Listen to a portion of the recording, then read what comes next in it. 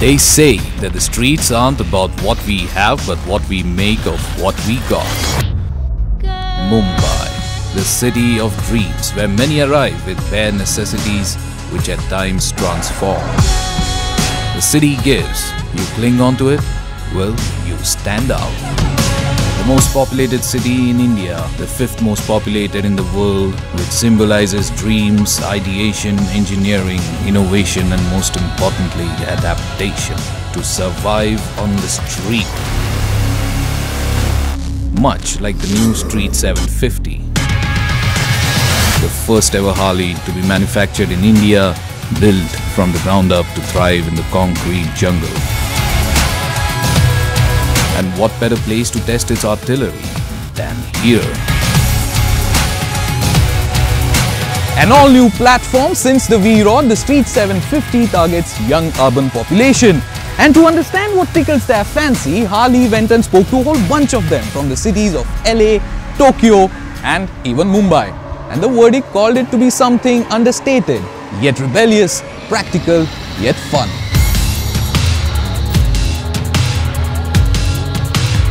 So on the street, chrome takes a backseat in favor of a dark custom look, all blacked out from the pullback handlebar to the exhaust. Yet it is every bit a Harley with metal tank and fenders and minimum use of plastic. But will it catch the eye of Mumbai's young and happening? We decide to find out.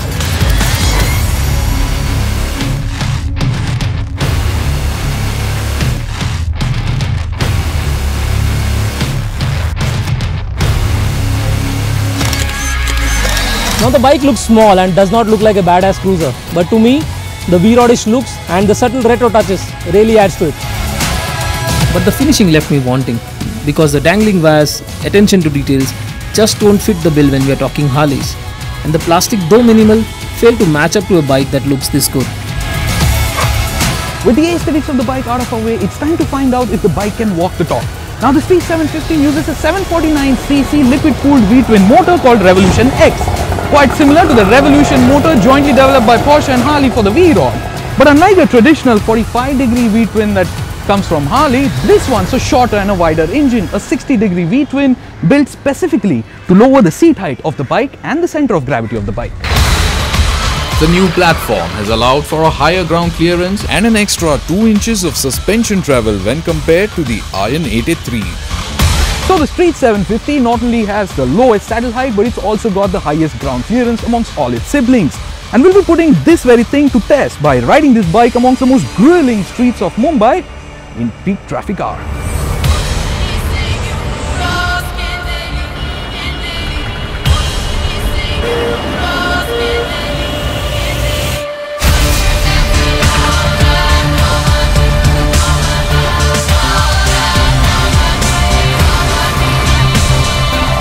The Street 750 is pretty quick on its feet. Despite its longer wheelbase, it's quite tip happy. The lower center of gravity and the relatively skinny front tire and the broad handlebar saw me own every gap that came my way and dodge as many potholes as I could.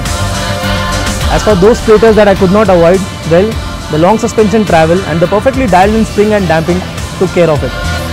And the combination of the 17-inch front tire and the increased ground clearance helps in conquering the tallest of speed bumps. But what I was most impressed with is the cooling on this bike. Now, I was worried that if the 750 was anything like the V-Rod, which despite being liquid cooled tends to heat up a fair bit, but fortunately, the cooling and the heat dissipation on this one, much better.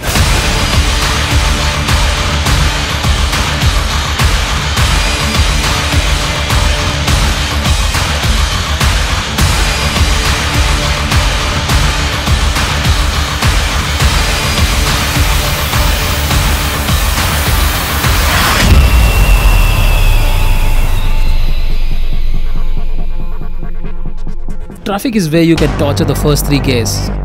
But you know what? We need something a little more empty for the next 3.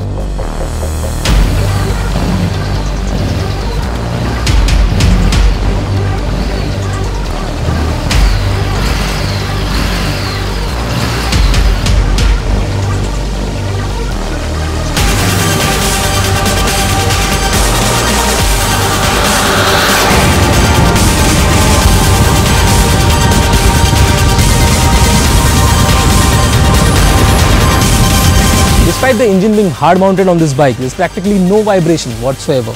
And then there's this motor. Perfectly meshed with a short throw 6-speed transmission, it pumps out the power as and when you need it. The power delivery is linear, it's interesting but definitely not intimidating. If only it sounded like it goes, because right now it sounds like a V-rod being strangled to death and in desperate need of a screaming eagle exhaust. The suspension, chassis and the tires provide a planted feel at high speeds. The biggest downer for me on this bike is the braking. Now this is a cruiser where most of the stopping power comes from the rear brake, but unfortunately on this bike it either does nothing or tends to lock up. It could be because of the brake fluid reservoir which sits right next to the exhaust and tends to heat up a lot. But you know what, I could definitely do with some more braking power and maybe even an ABS. The ABS, Satyan, I'm not really sure about that, because that's most probably done to keep the bike at a staggering price of 4.1 lakh rupees only. But then yes, I do concede. I mean, given the fact that the bike's being targeted for the younger audience out here, having an ABS on a bike like this would have meant a much more safer bet. There's a lot at stakes when it comes to this bike for Harley Davidson, but I personally feel, Satyan, that this bike hits the ground running, full flags flying, maybe even all guns blazing. The foot pegs, as you were saying it earlier in the morning, could be further forward for better ergonomics and comfort. Fit and finish at certain places could be better, like the plastics here or the bolt down there. But yes, it's a stupendous package otherwise.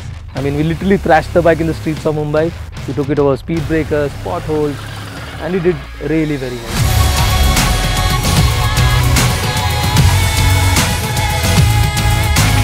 And if it's that good for the streets of Mumbai, it's good for the streets of the world.